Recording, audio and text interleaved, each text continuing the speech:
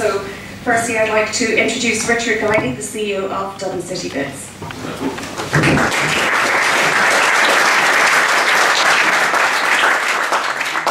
Thanks very much, Eileen. Let's see.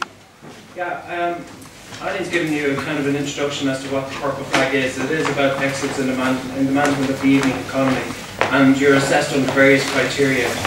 The offering, obviously, what attracts you in, but also the elements of safety, how you get people in and out, transport, all of those kind of things. Is it a clean environment? Is it a pleasant environment? And you're basically scored in each of those, and you either hit the standard or you don't. So obviously we're delighted that the greater portion of the Dublin district did hit the standard, and our colleagues in Ennis as well were successful. And we have had a couple of inquiries, and there's been a bit of media from other locations around the country who've expressed an interest. So we'd be really delighted to share our experiences with those other locations. But I thought, if I may, if I would just begin by talking more generally about the nighttime economy and where it fits into the overall economy, and indeed the management of our town centres.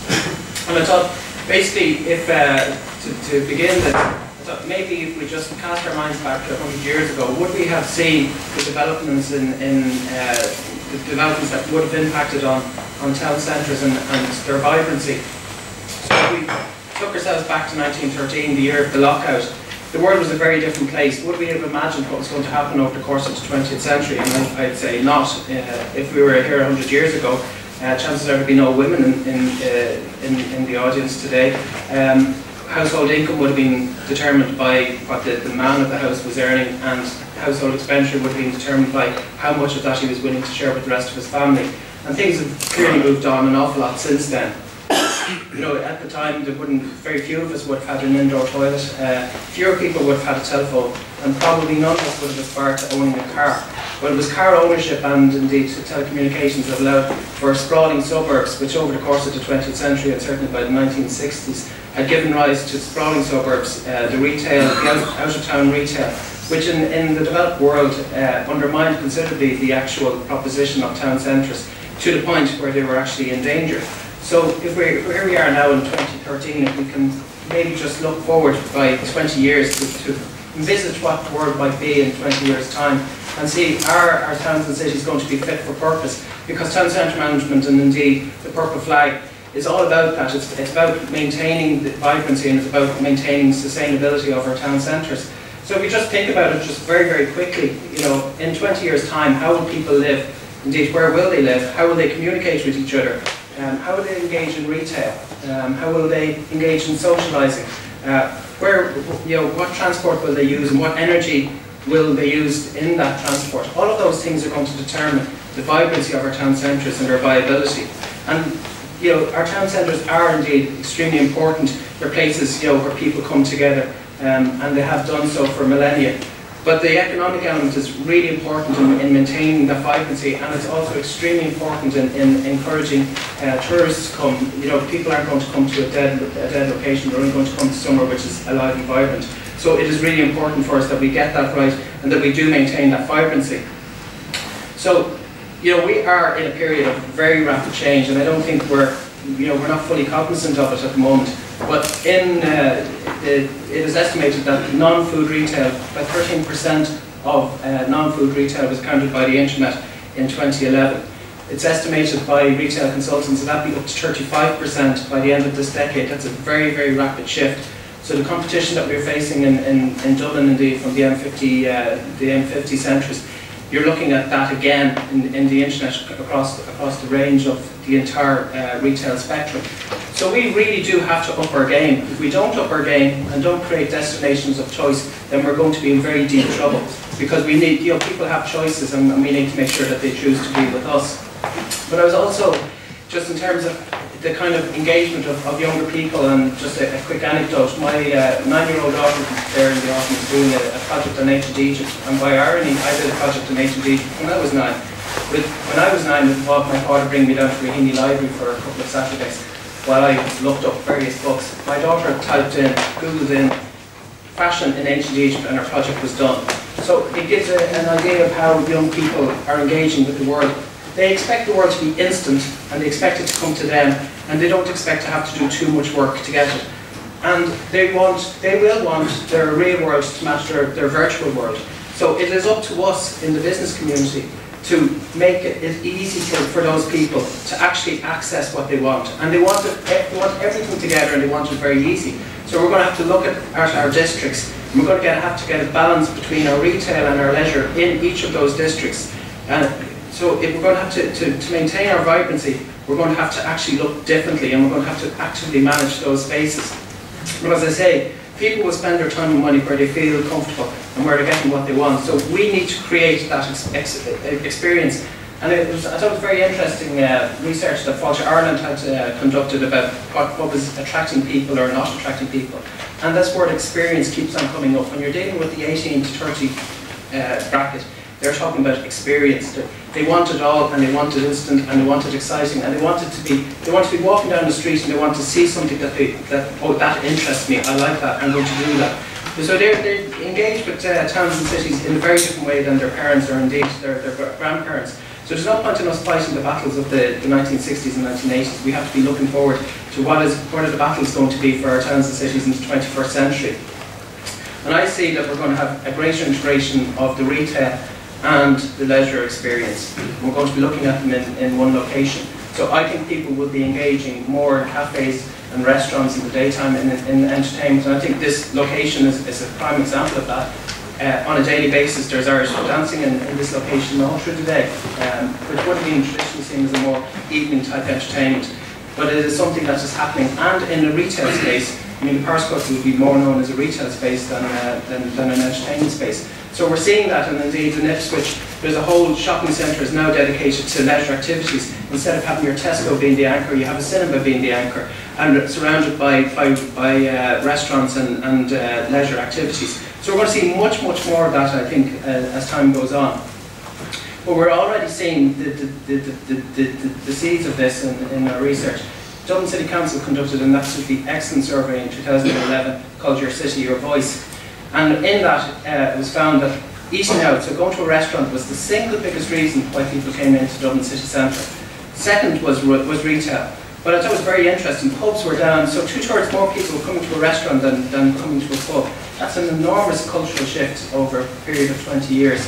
But if you look at the other main reasons, it's about meeting people, meeting friends, tea and coffee. If you're desperate for a cup of tea and coffee, you can turn on the kettle at home. But if you're coming into the city centre, that suggests that you want to meet people, you want to engage with other people. So that whole socialising is going to be very important. So we might have more tools, we might have more toys at home, but fundamentally we're still human, and what drove us back in as hunter-gatherers is still going to drive us going forward. Boys will still want to meet girls, girls will still want to meet boys, and we want to meet our friends. So that social experience gives us an opportunity to basically maintain the vibrancy of our towns and cities, and that's something I think that we're going to have to do as time goes on. And as I say, we're going to have to look at the integration of that entire experience, and towns and cities I think are very well placed to do that. And if you think that the Your City, Your Voice was a splash in the pan, we launched dublintown.ie about 9 months ago, and we've had about 100,000 unique visits, and we monitor what is it that people are looking for. And again, it's what can I do, where can I go, all of those kind of things. So that is the way people are engaging, and indeed if you follow social media you will see that too.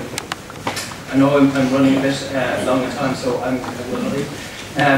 So the bottom line is we're going to have to manage the experience and make sure that it's one that meets the needs of the people coming forward. And we're also going to have to diversify our attractions. We're going to have to be active about bringing leisure and entertainment into our towns and cities, and indeed promoting our fine restaurant experience and pub experience that we have here in Dublin. In the Dublin context, I think we're going to look at, there's 235,000 people where they're living in Dublin 1 and 2. That's a lot of people, a lot of potential customers that we wave goodbye to at somewhere between 5 and 7 o'clock in the evening. We need to make it easy for them to stay in the city. So what I think we need to do is widen out our footpaths, have outdoor seating, have awnings at our restaurants. We need to make that a choice when people are walking down Grafton Street heading towards the Lewis, that they say, I'm going to stay for an hour or two. And that gives retailers an opportunity. Creating footfall gives retail an opportunity to feed off that as well. And we need a much more pleasant environment. And indeed, we need to have a family-friendly environment that lasts into the evening. I'd like to talk about city living and access, but I'm running short on time. But as I said, Constant communication. Communication is a two-way thing, and one thing that's beautiful about young people is they don't have discreet conversations. They put it on social media and tell the world. So they'd be, you know, they were so unhappy, or it was really cool, or whatever. But we have an opportunity to earwig on the conversations that are going on between young people. So it allows us to see, is our city actually meeting their needs? And that's a wonderful opportunity for us. You know, it's free research, and I think all of us again are going to have to get involved in that. We need much more on-street engagement, again, that experience and vibrancy. We need to make it easy for people to come in and shop and then go and enjoy the leisure experience. So things like shop and drop, where people can drop their bags off and then go off and enjoy the evening economy. Things like that are going to be really important. And again, if you think of it, there's a huge explosion in people cycling, and I think as people in the business world, we need to be thinking, how do we make it easy for those people? They love cycling. How do we make it easy for them to cycle into the city and engage with it in a much more meaningful way, so that they can buy things and actually have them delivered home and still enjoy the experience of their cycling? BOB stands for Behaviour Be Barred, and this is something that I think we really do need to think about. There are some issues around antisocial behaviour certainly in Dublin, and it's damaging the perception of Dublin as being a good location and a safe location, which it is. The crime statistics say that Dublin is a very safe location, but there are some issues that basically make people feel slightly on edge and therefore not as comfortable as they should be.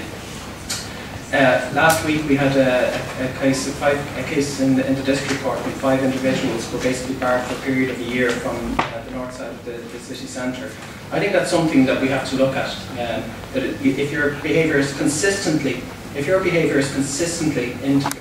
with the ability of other people to enjoy their city, well then I think for a period of time you should be barred from certain locations. And there's ample evidence out there that actually can work, but it's actually good for people who are involved in it's a better long-term outcomes than actually just sending people to jail. You know, you just bar them from a small section of the city. I'm going to finish by saying I've given a lot of talk about the threats that Bay faces, but ultimately I am optimistic for the future of Dublin. By a factor of 3 to 1, young people in the age group of 18 to 30 say they prefer to be in Dublin than in the suburbs. So that's a good jumping off point. They're engaging with the city in social media. Certainly, you know, we're seeing that coming through a lot. But more than that, and Eileen said in her introduction, the purple flag demonstrates the ability of the people in this city to actually work together. So there's the business community and the various strands of the business community, so retailers, hoteliers, publicans, restaurateurs, all working together towards a common objective, and then working with the likes of Dublin City Council and the Gardaí, transport companies, etc., to actually deliver upon that. So if we maintain that, that gives us a good jumping off point. So if we can continue to listen to the customers and continue to adapt the city to meet their needs in the future, then I think we do have an opportunity to capitalise on what may come down the line over a period of time. So I know I've spoken for longer than my 10 minutes, so I apologise for that, and thank you very much. Thanks.